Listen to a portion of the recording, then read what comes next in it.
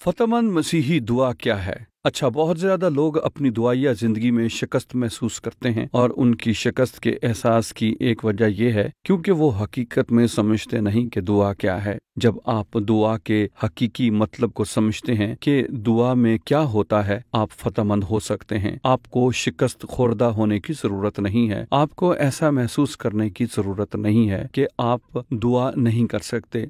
सुनिए, दुआ का इन्हिसार आप पर नहीं है। दुआ वो है जो मसीह ने किया। उसकी वजह यह है कि उसने सलीब पर हमारे लिए जान दी। मत्ती बाब 27 आयत 45 के शुरू में बाइबल मुकद्दस कहती है कि यस्सु चिल्लाया, वो सलीब पर मर रहा था और वो चिल्लाया, उसने आसमान की तरफ देखा, ऐ मेरे खुदा, तूने मुझे क्यों छोड़ दिया। और आप देखते हैं कि बाप ने अपने बेटे से मुंह मोड़ लिया। आप कहते हैं, समी क्यों उसने ऐसा किया? क्योंकि आप देखते हैं कि बाइबल कहती है कि यीशु जो गुनाह से वाकिफ ना था, हमारी खातर गुनाहगार ठहरा ताकि आप और मैं खुदा की रास्तबाजी में बनाए जाएं। उसने हमारे गुनाहों की सजा ली और इसलिए वो सलीब पर मुआ। आप और मैं पाक खुदा की हजूरी में आ सकें। हम उससे बात कर सकते हैं। वो हमारा बाप है। हम उसे जान सकते हैं। हम उसके साथ रफाकत रख सकते हैं, किसी ऐसे वसीले से नहीं जो हमने किया, बल्कि उसकी वजह से जो यीशु मसीह ने सलीब पर हमारी खातर किया। उसने सलीब पर कहा,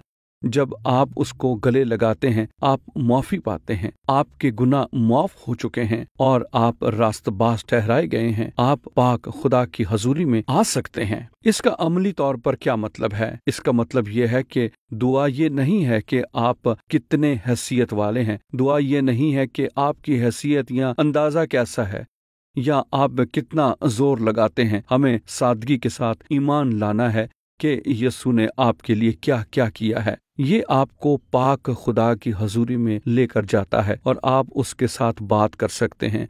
आप अपना दिल उसके सामने खोल सकते हैं क्योंकि आपके गुनाह बख्शे गए हैं। आपके साथ रास्तबाजी मंसूब की गई है।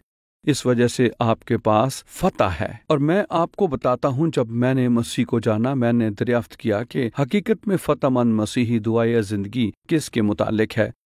और आप भी कर सकते हैं अगर आप समझते हैं कि ये यीशु के वसीले है।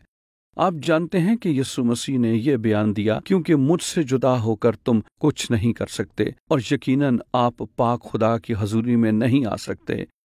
ये सिर्फ उसके वसीले से, उसके साथ और उसी की वजह से है कि आप खुदा के साथ बात कर सकते हैं और रफाकत रख सकते हैं। इसलिए जो यीशु ने सलीब पर किया उसे गले लगाएं और उसकी हजूरी में आएं और आप फ़तमंद मसीही दुआ का तजर्बा करेंगे।